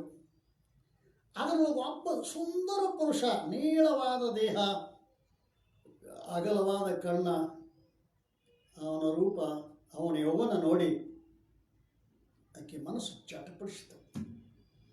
ಇಷ್ಟು ದಿವಸ ನಾನು ವೇಶ್ಯಾವೃತ್ತಿ ಮಾಡಿದರೂ ಕೂಡ ಇಂತಹ ಪುರುಷ ಸಿಗಲಿಲ್ಲಲ್ಲ ನನಗಂಥೇಳಿ ಆಗಲೇ ಆಕೆ ತನ್ನ ದಾಸಿಯನ್ನು ಕರೆದು ದಾಸಿ ಕೈಯ ಒಂದು ಚೀಟಿ ಬರೆದು ಕೊಡ್ತಾ. ನೋಡ, ಅವನ ಕೈ ಕೊಟ್ಟು ಬಾಯ್ತು ಚೀಟಿ ಓದಾಕಿ ಅವನ ಕೈಯ ಕೊಟ್ಟು. ಅವನ ಹೆಸರು ಉಪಗುಪ್ತ. ಅವನ ಹೆಸರೇನು? ಉಪಗುಪ್ತ. ಅವನ ಕೈಯಾಗ ಕೊಟ್ಟಳ ಚೀಟಿ. ಓದಿದ. ಏನು ಬರೆದಿದ್ರು? ವಾಸವದತ್ತ ಈ ದೇಶದ ಅಪರೂಪದ ಸುಂದರಿ, ನಿನಗಾಗಿ ಕಾಯುತ್ತಿದ್ದಾಳೆ, ಬೇಗನೆ ಬರಬೇಕು. ಇಷ್ಟು ಬರೆದಿದ್ದಾಳ ಚೀಟ್ಯಾಗ. ವಾಸವದತ್ತ ಈ ದೇಶದ ಅತ್ಯಂತ ಸುಂದರಿ, ನಿನ್ನ ದಾರಿ ನೋಡ್ತಾ ಇದ್ದಾಳೆ, ಬೇಗನೆ ಬರಬೇಕು ಅಂತ ಬರೆದಿದ್ರು. ಮ್ಯಾಲ ಚೀಟಿ ತಿರುಗಿಸಿದ, ಖಾಲಿ ಇತ್ತಲ್ಲ, ಉತ್ತರ ಬರಿಬೇಕಲ್ಲ. ಉಪಗುಪ್ತ ಬರೆದ. ವಾಸವದತ್ತೆಯನ್ನು ಭೇಟಿಯಾಗುವ ಸಮಯ ಇನ್ನೂ ಬಂದಿಲ್ಲ. ಆ ಸಮಯ ಬಂದಾಗ ನಾನೇ ಬರುತ್ತೇನೆ ಅಂತ ಬರೆದ. ಉಪಗುಪ್ತ ಅಂತ ಸಹಿ ಮಾಡಿದ. ಆಕೆ ಚೀಟಿ ಕೊಟ್ಟ. ಓಡಿ ಒಂದು ದಾಸಿ ಆಕೆ ಕೈಯಾಗ ಚೀಟಿ ಕೊಟ್ಟರು. ವಾಸವದತ್ತ ಬರ್ತಾನೆ, ಇವತ್ತಿಲ್ಲ ನಾಳೆ ಬರ್ತಾನೆ. ಬಂದು ನನ್ನ ಇಚ್ಛೆಯನ್ನು ಪೂರೈಸ್ತಾನ ಅಂಥೇಳಿ ಹಂಗೆ ದಿನಗಳು ವರ್ಷ 2 ವರ್ಷ ಹೋಯ್ತು. ಇನ್ನೂ ಆಕೆ ಮನಸ್ಸಿನಾಗ ಆಕರ್ಷಣೆ ಅವನ ಮ್ಯಾಗ ಇತ್ತು. ಒಂದು ದಿವಸಕ್ಕೆ ಒಂದು ತಪ್ಪು ಮಾಡ್ಯಾವ. ಏನು ತಪ್ಪು ಮಾಡೋ? ಶ್ರೀಮಂತನ ತರುಣನ ತಂದು ಕೊಂದು ತನ್ನ ಮನೆ ಹಿತ್ತಲೊಳಗೆ ಹುಗದಿದ್ರು. ರಾಜರಿಗೆ ಗೊತ್ತಾಗಿ ಅವರು ಬಂದು ಆ ಹುಗದ ಹಣ ಎಬ್ಬಿಸಿ ಅಪರಾಧಿಯನ್ನು ಕರ್ಕೊಂಡು ಹೋಗಿ ರಾಜ ಆಕೆ ಶಿಕ್ಷೆ ಮಾಡಿದ. ಆಕೆ ಕೈಗಳನ್ನು ಕತ್ತರಿಸಿ, ಮೂಗು ಕತ್ತರಿಸ್ರಿ, ಸ್ಮಶಾನದಾಗ ಒಗೆದು ಬಿಡ್ರಿ ಅಂತ ಆಜ್ಞೆ ಮಾಡಿದ ರಾಜ. ಆಗ ರಾಜದೂತರು ಆಕೆ ಕೈ ಕತ್ತರಿಸಿರು, ಮೂಗು ಕತ್ತರಿಸಿರು. ಅತ್ಯಂತ ಹೇಯವಾಗಿ ಮಾಡಿರೋದನ್ನು, ಶರೀರವನ್ನು ಸ್ಮಶಾನದಾಗ ಒಗೆದು ಕೂಡಲೇ ಭಾಳ ದಿವಸದಿಂದ ದಾಸಿ ಆಕೆ ಸೇವಾ ಮಾಡ್ಕೋತಿದ್ದಾಳಲ್ಲ, ಆಕೆ ಅನ್ನ ತಿಂದಳ ದಾಸಿ. ಆಕೆ ಆ ಸ್ಮಶಾನದಾಗಿಂದ ಆಕೆ ಶರೀರ ಹೊತ್ಕೊಂಡು ಬಂದು ಮನೆಯೊಳಗೆ ಹಾಕ್ಕೊಂಡು ಆಕೆ ಉಪಚಾರ ಮಾಡಾಕೈತಿರು. ಒಂದಾನೊಂದು ದಿವಸ ಬಂದ ಉಪಗುಪ್ತ. ಹೇಳಿದ್ದಲ್ಲ ಅಲ್ಲ, ಏನು ಹೇಳ್ದವ? ಹಾಂ, ವಾಸವದತ್ತೆಯನ್ನು ನೋಡೋ ಸಮಯ ಇನ್ನೂ ಬಂದಿಲ್ಲ, ಅದು ಬಂದಾಗ ನಾನೇ ಬರುತ್ತೇನೆ ಅಂತ ಬರೆದಿದ್ದ ಪುಣ್ಯಾತ್ಮ. ಬಂದ ಕೂಡಲೇ ಆಕೆಗೆ ಭಾಳ ಸೈನಿಸ್ತು. ಯಾಕೆ ಶರೀರ ಎಲ್ಲ ಅಸ್ತವ್ಯಸ್ತ ಆಗಿತ್ತಲ್ಲ, ಸುಂದರವಾದ ಶರೀರ ಎಲ್ಲ ಕುರೂಪಾಗಿತ್ತು. ಆಕೆ ಮುಚ್ಚು ಅಂತ ಹೇಳಿ ದಾಸಿಗೆ ಮುಚ್ಚದ ಶರೀರ. ಆಗ ಕೇಳ್ತಾ ಆಕೆ, ನಾ ಕರೆದಾಗ ನೀ ಬರಲಿಲ್ಲ, ನನ್ನಲ್ಲಿ ಯೌವನ, ನನ್ನಲ್ಲಿ ಸೌಂದರ್ಯ ತುಂಬಿದಾಗ ನೀ ಬಂದು ಸುಖವನ್ನು ಅನುಭವಿಸಿಲ್ಲ. ಈಗ ಬಂದು ಯಾಕೆ ಬಂದಿ? ಈಗ ಶರೀರದೊಳಗೆಲ್ಲ ಕೆಟ್ಟು ಹೋಗ್ಯದ, ಈಗ ಯಾಕೆ ಬಂದಿ? ನಾ ಕರೆದಾಗ ಯಾಕೆ ಬರಲಿಲ್ಲ? ಆವಾಗ ಅವ ಹೇಳ್ತಾನೆ, ಉಪಗುಪ್ತ, ತಂಗಿ, ನಾ ನಿನ್ನ ಶರೀರದ ಸೌಂದರ್ಯಕ್ಕಾಗಿ ಮೋಹಿಸಿ ಬಂದಿಲ್ಲ. ಈ ಶರೀರದೊಳಗೊಬ್ಬ ಆತ್ಮ ಅದಾನ. ಆ ಆತ್ಮನ ಸೌಂದರ್ಯ ಎಂತೆಂದೂ ಕೆಡಲಾರದ ಸೌಂದರ್ಯ ಅದು. ಶರೀರ ಸುಖಕ್ಕಿಂತಲೂ ಆತ್ಮ ಸುಖ ಶ್ರೇಷ್ಠದ. ಈಗಾದರೂ ಟೈಮ್ ಅದ, ನನಗೆ ಅವಕಾಶ ಅದ. ಇನ್ನು ಉಳಿದ್ರೆ ಆಯುಷ್ಯವನ್ನು ನಿನ್ನ ಆತ್ಮನ ಕಡೆಗೆ ಲಕ್ಷ್ಯ ಹಾಕು. ಶರೀರ ಅನಿತ್ಯದ, ಶರೀರ ದುಃಖ ರೂಪದ, ಆತ್ಮ ಅನಿತ್ಯದಾನ, ಆತ್ಮ ಸುಖ ರೂಪದಾನ. ಅದು ಹೇಳೋ ಸಲುವಾಗಿ ಬಂದಿನೇ ಹೊರತು ನಾನು ನಿನ್ನ ದೇಹದ ಸೌಂದರ್ಯಕ್ಕಾಗಿ ಬೆಚ್ಚಿ ಬಂದಿಲ್ಲ ಅಂದಾಗ ಸಾಷ್ಟಾಂಗ ನಮಸ್ಕಾರ ಹಾಕಿಳು. ಕಣ್ಣು ತೆರೆದು ಅಂತಕ್ಕೆ ವಿವೇಕದ ಕಣ್ಣು ತೆರೆದು ಅಂತ ಮುಂದೆ ಹೋಗಿದ್ದಾಳೆ. ಕಾರಣ ಪಶುವಂಶ ದೇವಂಶ. ಈಕೆಯಲ್ಲಿ ಪಶುವಂಶ ಇತ್ತು, ಅವನಲ್ಲಿ ದೇವವಂಶ. ಪಶುವಂಶವನ್ನು ಈಗ ತುಳಿದೊಳಗೆ ಈಗ ಆಕೆ ಮೊದಲನೇ ಹಾತೊರ್ತಿತ್ತಲ್ಲ, ಅವನಿಗೆ ಹಾತೊರ್ತಿತ್ತಲ್ಲ. ಪಶುವಂಶ ತುಳಿದು ದೇವಾಂಶ ಬೆಳೆಸುವುದು ಅಲ್ರಿ. ಇದು ಏನದಪ್ಪ ಅಂದ್ಕ್ಯಾರ ಅತ್ಯಂತ ಶ್ರೇಷ್ಠವಾದ ಮಾರ್ಗ ಅಂತ ಬರ್ದಾರಲ್ಲ. ಹಾಗೆ ಮನಸ್ಸು ಓಡ್ತದೆ, ನೋಡಿದ ಕೂಡಲೇ ಓಡ್ತದೆ, ಅದು ಸ್ವಭಾವ ಅದು. ಆದರೆ ಅದನ್ನು ಯೋಗ ವಾಸಿಷ್ಠದ ರೀತಿಯಿಂದ ಆ ಎರಡು ಬೀಜಗಳನ್ನು ತಿಳ್ಕೋಬೇಕಾಗ್ತದೆ. ಅಥವಾ ಪಶುವಂಶ ನಮ್ಮಲ್ಲಿ ಹೆಚ್ಚಾಯ್ತೋ ದೇವಾಂಶ ಹೆಚ್ಚಾಯ್ತೋ ಅದನ್ನು ಲಕ್ಷ್ಯ ಕೊಡಬೇಕಾಗ್ತೈತಿ. ಪುಸ್ತಕ ನೋಡೋಕ್ಕಿಂತಲೂ ನಮ್ಮ ಮನಸ್ಸು ನೋಡ್ಕೊತ ನಿಂತು ಇರಬೇಕಾಗ್ತೈತಿ ಸಾಧಕ ಹೆಚ್ಚು ಕಾಲ. ಯಾಕೆ? ಮನಸ್ಸೇ ಬಂಧನಕ್ಕೂ ಕಾರಣದ, ಮನಸ್ಸೇ ಮುಕ್ತಿಗೂ ಕಾರಣ. ಮನ ಏವ ಮನುಷ್ಯಾನಾಂ ಕಾರಣಂ ಬಂಧ ಮೋಕ್ಷಯೋ. ಪುಸ್ತಕ ನಮ್ಮ ಬಂಧನಕ್ಕೆ ಕಾರಣ ಅಲ್ಲ, ಮೋಕ್ಷಕ್ಕೆ ಕಾರಣ ಅಲ್ಲ. ನಮ್ಮ ಬಂಧಕ್ಕೆ ಕಾರಣ, ಮೋಕ್ಷಕ್ಕೆ ಕಾರಣ ಯಾವುದು? ಮನಸ್ಸದ ಪರಿಶುದ್ಧವಾದ ಮನಸ್ಸು. ವಿಮಲ ಮಾನಸ ತೀರ್ಥ ಮುಂದೆ. ನಮಗೂ ಒಮ್ಮೆ ಸ್ವಚ್ಛದ, ನಮ್ಮ ಮನಸ್ಸಿನಾಗ ಏನು ಹೊಲಸಿಲ್ಲ ಅಂತ ಅನಿಸ್ತದ ಅಲ್ರಿ. ದೇವ್ರ ಗುಡಿಗೆ ಹೋದಾಗ, ಮಹಾತ್ಮಂತಕ್ಕೆ ಹೋದಾಗ ಭಾಳ ಜಳ ಆಯ್ತು ನಮ್ಮ ಮನಸ್ಸು ಅಂತ ಅನಿಸ್ತದ. ಪರಂತು ಹಂಗಿರಂಗಿಲ್ಲ, ಹಂಗಿರಂಗಿಲ್ಲ. ಈ ಹೊಳೆಸಾಲ ಊರುಗಳಿರ್ತಾವಲ್ಲ, ಆವಾಗಿನ ಕಾಲ, ಆವಾಗ ನದಿ ನೀರನ್ನು ಕುಡಿಬೇಕಾಗಿತ್ತು. ಮರಿ ಆದ ಕೂಡಲೇ ರಾಡಿ ನೀರು ಬರ್ತಿತ್ತಲ್ಲ, ಹಳ್ಳಿ ಜನ, ಹೊಳೆಸಾಲ ಜನ ಅವನು ತುಂಬ್ಕೊಂಡು ಬರ್ತಿದ್ರು. ತುಂಬ್ಕೊಂಡು ಬಂದು ರಾಡಿ ಹಂಗೆ ಕುಡಿದಪ್ಪ, ಅದಕ್ಕೊಂದು ಔಷಧ ಮಾಡ್ತಿದ್ರು. ಚಲ್ಲಿ ಬೀಜ ಅಂತ ಒಂದು ಔಷಧ ಆಯುರ್ವೇದಿಕ, ಅದನ್ನು ಕೊಡದಾಗ ಹಾಕಿದ್ರು. ಅದೇನು ಮಾಡ್ತಿತ್ತು ಅಂದ್ರೆ ರಾಡಿ ಎಲ್ಲ ತೆಳಗೆ, ಚಳಿ ಬೀಜ ಏನು ಮಾಡ್ತಿತ್ತು, ರಾಡಿ ಎಲ್ಲ ಕೆಳಗಿಡ್ತಿತ್ತು. ಮ್ಯಾಗ ತೆಳ್ಳಗೆ ನೀರ ಅಲ್ಲ, ಆ ತೆಳ ನೀರು ಕುಡಿತಿದ್ದ ಆವಾಗಿನ ಕಾಲದಾಗ. ಹಂಗಿತ್ತು ಪದ್ಧತಿ ಆವಾಗಿನ ಕಾಲದಾಗ ಅಲ್ಲ. ಈಗ ಮ್ಯಾಲೆಲ್ಲ ತೆಳ್ಳಗದ, ಪರತು ರಾಡಿ ಕೊಡ ಬಿಟ್ಟು ಹೊರಗೆ ಹೋಗಿಲ್ಲ. ಅರ್ಥಕೈತೆ ನಾ ಹೇಳೋದು. ಸ್ವಲ್ಪ ಕೊಡ ಅಗಲಾಡ್ಸ್ರಿ, ತಾಳದಾಗಿಂದ ಹೇಳ್ತದ. ಹಂಗೆ ಗುಡಿಗೆ ಹೋದಾಗ, ದೇವ್ರಿಗೆ ಹೋದಾಗ, ಶ್ರವಣ ಮಾಡುವಾಗ ತೆಳ್ಳಗ ಮ್ಯಾಗ ಮನಸ್ಸು ತೆಳ್ಳಗೆ ಇರ್ತದೆ. ಪ್ರವಚನ ಮುಗೀತು ಅಂದ್ರೆ ಯಾಕೋ ಕಾಣಿಸೋದಿಲ್ಲ, ಕಾನ್ ತುಳಿತೆ ಎತ್ ನೋಡ್ರಿ ರಾಡಿ. ಹಿಮಲ ಮಾನಸದಿಂದ ಶುಭತೀರ್ಥ ಮುಂಟೆ ಅಲ್ಲ ತಮ್ಮ. ಮನಸ್ಸು ಅನ್ನೋದೊಂದು ಭಾಳ ಶ್ರೇಷ್ಠವಾದ ಸಾಧನೆ ಅದ. ಅದನ್ನು ನೀ ಏನು ಮಾಡುವಂತ ಕೇಳ, ಪರಿಶುದ್ಧವನ್ನಾಗಿ ಮಾಡು. ಅದರ ಪರಿಶುದ್ಧತೆಯಿಂದ ಏನಾಕತಿ, ಕ್ಷಮೆಯಿಂದೆ ಮುಕುತಿ ಸಾಧನ ಪೆರತುಂಟೆ. ನಿಜೋಂಟು ಕರಿತ ಕ್ಷಮೆಯಿಂದೆ ಮುಕುತಿ ಸಾಧನ ಪೆರತುಂಟೆ. ಆದ್ದರಿಂದ ಇಲ್ಲಿ ಕ್ಷಮೆ ಅಂದರೆ ಏನು ಅಂತ ಕೇಳಿದರೆ, ಮನ ವಿಷಯನತೆ ರೋಕಣೋ ಸಮತಿ ಕಹತ ಸುಧೀರ. ಇಂದ್ರಿಯ ಗಣಕೋ ರೋಕಣೋ ದಮಬಾಖತ ಬುಧವೀರ. ದಮ ಅಂದ್ರೇನು? ಇಂದ್ರಿಯಗಳ ನಿಗ್ರಹ. ಅರಿ ಇಂದ್ರಿಯಗಳ ನಿಗ್ರಹ. ಬಹಿರೇಂದ್ರಿಯ ಮತ್ತು ಅಂತರೇಂದ್ರಿಯ ಅಂತ ಕರೀತಾ ಇದ್ದ. ಅಲ್ರಿ ಶ್ರೋತ್ರ, ತ್ವಚ, ನೇತ್ರ, ಹೌದ? ಇವು ಬಹಿರೇಂದ್ರಿಯ ಅಂತಾರೆ. ಮನಸ್ಸಿಗೆ ಆಂತರೇಂದ್ರಿಯ ಅಂತ ಕರೀತಾರೆ. ಮನೋನಿಗ್ರಹಕ್ಕೆ ಶಮ ಅಂತಾರೆ, ಇಂದ್ರಿಯಗಳ ನಿಗ್ರಹಕ್ಕೆ ದಮ ಅಂತ ಕರೀತಾರೆ. ಅಲ್ಲ, ಈ ದಮ ಈ ಶಮೆ ಮತ್ತು ದಮೆ ಒಂದಕ್ಕೊಂದು ಸಾಪೇಕ್ಷ ಅದಾವೆ. ಅದನ್ನು ಶಮೆ ಇರ್ಬೇಕಾದ್ರೆ ದಮೆ ಬೇಕು, ದಮೆ ಇರ್ಬೇಕಾದ್ರೆ ಶಮೆ ಬೇಕಾಗ್ತದೆ. ಓಡ್ತದೆ, ಇಂದ್ರಿಯಗಳು ಏನು ಮಾಡ್ತಾವೆ? ಓಡ್ತಾವೆ. ಸಂಸಾರವೆಂಬ ಹೆಣ ಬಿದ್ದಡೆ ತಿನಬಂದ ನಾಯಿ ಜಗಳವ ನೋಡಿರೆ, ನಾಯಿ ಜಗಳವ ಕಂಡು ಹೆಣನೆದ್ದು ನಗುತ್ತಿದೆ. ಗುಹೇಶ್ವರ ಲಿಂಗ ಅಲ್ಲಿಲ್ಲ ಕಾಣಿರೋ, ಅಲ್ಲಿಲ್ಲ ಕಾಣಿರೋ. ಅಲ್ಲಮ ಪ್ರಭು ಏನಂತಾರೆ ಅಂತ ಕೇಳಿದರೆ, ಸಂಸಾರ ಎಂಬ ಹೆಣ ಬಿದ್ದರೆ ತಿನಬಂದ ನಾಯಿ ಜಗಳವ ನೋಡಿರೆ. ಸಂಸಾರ ಅನ್ನೋದು ಹೆಣ. ಸಂಸಾರ ಏನು? ಶಬ್ದ, ಸ್ಪರ್ಶ, ರೂಪ, ರಸ, ಗಂಧ.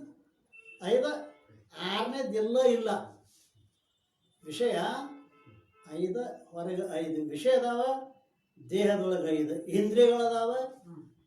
ಈ ದೇಹದೊಳಗಿನ 5 ಇಂದ್ರಿಯಗಳು, ಹೊರಗಿನ ವಿಷಯ ಎಂಬ ಈ ಹೆಣ ಜಡ ಇರ್ತೈತಲ್ಲ, ಹೆಣ ಜಡ.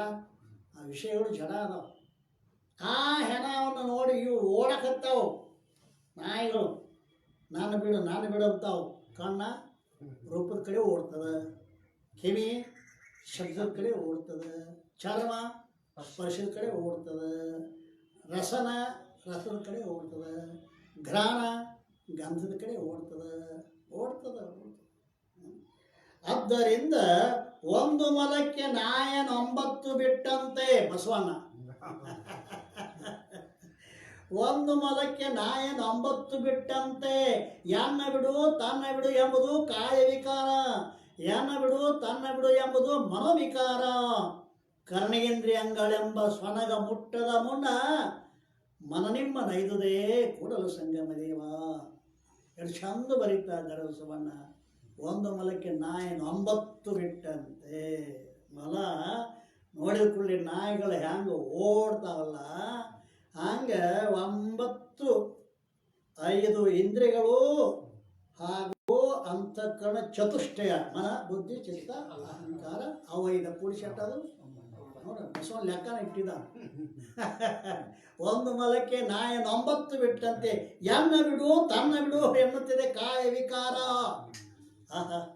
ಎನ್ನ ಬಿಡು ತನ್ನ ಬಿಡು ಎನ್ನುತ್ತಿದೆ ಮನವಿಕಾರ. ಕರ್ಣ ಇಂದ್ರಿಯಗಳೆಂಬ ಸ್ವನಗ ಮುಟ್ಟಲ ಮುನ್ನ. ಹೇ ಭಗವಂತ, ಈ ಇಂದ್ರಿಯಗಳೆಂಬವು ಈ ಸ್ವನಗವ ಮುಟ್ಟಲಾರದಕ್ಕಿಂತ ಮೊದಲ ನಿನ್ನಲ್ಲಿ ಕೂಡಿಸುವಪ್ಪ ಅಂತ ಕೇಳ್ತಾ ಇದ್ದಾರೆ ಬಸವಣ್ಣವರು.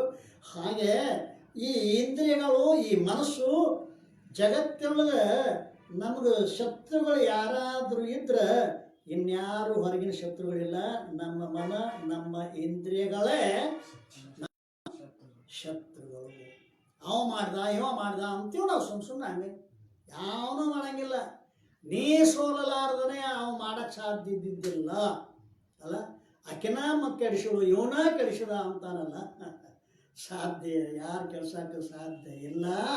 ಉದ್ಧರೇದಾತ್ಮನಾತ್ಮಾನಂ ಆತ್ಮಾನಮವಸಾದಯೇತ್. ಆತ್ಮನೋ ಬಂಧು ಆತ್ಮೈವರಿಪುರ ಆತ್ಮನಃ. ಭಗವದ್ಗೀತೆಯೊಳಗೆ ಪರಮಾತ್ಮ ಅದ, ನಿನ್ನ ಉದ್ಧಾರ ನೀನ ಮಾಡ್ಕೋಬೇಕು ಅದಲ್ಲ. ಹ್ಯಾಂಗೆ ಅಂತಲ್ಲ, ನಿನ್ನ ಮನ ಇಂದ್ರಿಯಗಳನ್ನು ನಿನ್ನ ಆಧೀನದ ಇಟ್ಟುಕೊಂಡ್ರಿ ಅಂದ್ರೆ ಅವ ನಿನಗೆ ಮಿತ್ರಕರ, ಅವೇ ನಿನಗೆ ಶತ್ರುನೂ ಆಗ್ತವೆ. ನೀ ಹೇಳ್ದಂಗೆ ಅವು ಕೇಳಕತ್ತಿದ್ವು ಅಂದ್ರೆ ಮಿತ್ರ ಅದಲ್ಲ, ಅವು ಹೇಳ್ದಂಗೆ ನೀ ಕೇಳಕತ್ತಿದ್ದೆ ಅಂದ್ರೆ ಶತ್ರು. ಆದ್ದರಿಂದ ಉದ್ಧರೇ ಆತ್ಮನಾತ್ಮಾನಂ. ನಿನ್ನ ಆತ್ಮನ ನಿನ್ನ ಉದ್ಧಾರ ಮಾಡಿಕೋ. ಭಾಳ ಮಂದಿ ದೇವರು ಉದ್ಧಾರ ಮಾಡಬೇಕು, ಗುರುಗಳು ಉದ್ಧಾರ ಮಾಡಬೇಕು, ಮಂದಿ ತಲೆ ಮೇಲೆ ಹಾಕಿ ಆರಾಮಿರ್ಬೇಕು ಇಲ್ಲ ತಮ್ಮ. ನಿನ್ನ ಉದ್ಧಾರ ನೀನೇ ಮಾಡ್ಕೋ. ಆತ್ಮಾನಂ ರಥನ ವಿದ್ಧಿ, ಶರೀರಂ ರಥಮೇವತು, ಬುದ್ಧಿಂತು ಸಾರಥ್ಯಂ ವಿದ್ಧಿ, ಮನಃ ಪ್ರಗ್ರಹಮೇವ ಚ, ಇಂದ್ರಿಯಾಣಿ ಹಯರ್ನಾಹು ಅಂತಾರ. ಈ ಶರೀರ ಅನ್ನೋದು ರಥ ಅದ, ಜೀವಾತ್ಮನೇ ರಥಕ್ಕೆ ಇದ್ದಾನೆ. ಇಲ್ಲಿ ಮನಸ್ಸು ಮುಗದಾನ ಅದ, ಇಲ್ಲಿ ಬುದ್ಧಿ ಸಾರಥಿ ಅದ, ಇಂದ್ರಿಯಗಳೇ ಕುದುರೆಗಳದಾವೆ ಅಲ್ಲ. ಕುದುರೆಗಳು ಮತ್ತು ಈ ಲಗಾಮ, ಕುದುರೆಗೆ ಲಗಾಮ ಇರ್ತೈತೋ ಸಾರಥಿಗೆ ಇರ್ತೈತಿ ಲಗಾಮ. ಲಗಾಮ ಅದಕ್ಕೆ ಇರ್ತೈತಿ, ಕುದುರೆಗೆ ಇರ್ತೈತಿ ಅಲ್ಲ. ಹಾಗೆ ಇಂದ್ರಿಯಗಳೆಂಬ ಕುದುರೆಗೆ ನೀನು ಕಡಿವಾಣ ಹಾಕಿ ನಿನ್ನ ಬುದ್ಧಿ ಎಂಬ ಸಾರಥ್ಯವನ್ನು ಜಾಗೃತಗೊಳಿಸಿಕೋ ಅಂದ್ರೆ ನಿನ್ನ ರಥ ಹೋಗಿ ಗುರಿಯನ್ನು ಮುಟ್ಟುತ್ತದೆ. ಎಲ್ಲ ಹೋದರೆ ಮುಟ್ಟಲಿಕ್ಕೆ ಸಾಧ್ಯ ಇಲ್ಲ ಅಂತ ಹೇಳಿಕೊಂಡೆ. ಇಲ್ಲಿ ಏನು ಹೇಳಿದ್ರು ಅಂತ ಕೇಳ, ಮೊಟ್ಟ ಮೊದಲ ಶತ್ರುಗಳು ಮೊಟ್ಟ ಮೊದಲ ಯಾವುದಪ್ಪ ಸಾಧಕರಿಗೆ ಮೊದಲನೇ ಸಾಧನೆ ಯಾವುದು? ಶಮೆ ಮತ್ತು ದಮೆ. ಮನೋನಿಗ್ರಹಕ್ಕೆ ಶಮೆ ಅಂತಾರೆ, ಇಂದ್ರಿಯ ನಿಗ್ರಹಕ್ಕೆ ಏನಂತಾರೆ? ದಮೆ ಅಂತ ಕರೀತಾ ಇದ್ದಾರೆ. ಶಮೆ ದಮೆ ಆದ ಬಳಿಕ ಶ್ರದ್ಧಾ ಮತ್ತು ಸಮಾಧಾನ ಇವು ಕೂಡ ಆ ಸಾಧಕನಿಗೆ ಅತ್ಯಂತ ಶ್ರೇಷ್ಠವಾಗಿರ್ತಕ್ಕಂಥ ಸಾಧನೆ ಅದಾವೆ. ಆ ಶ್ರದ್ಧಾ ಅಂದ್ರೆ ಏನು, ಸಮಾಧಾನ ಅಂದ್ರೆ ಏನು ಅನ್ನೋದನ್ನು ನಾಳಿನ ದಿವಸ ಚಿಂತನೆ ಮಾಡೋಣ. ಸದ್ಗುರುನಾಥ ಮಹಾರಾಜ ಕಿ ಜಯ.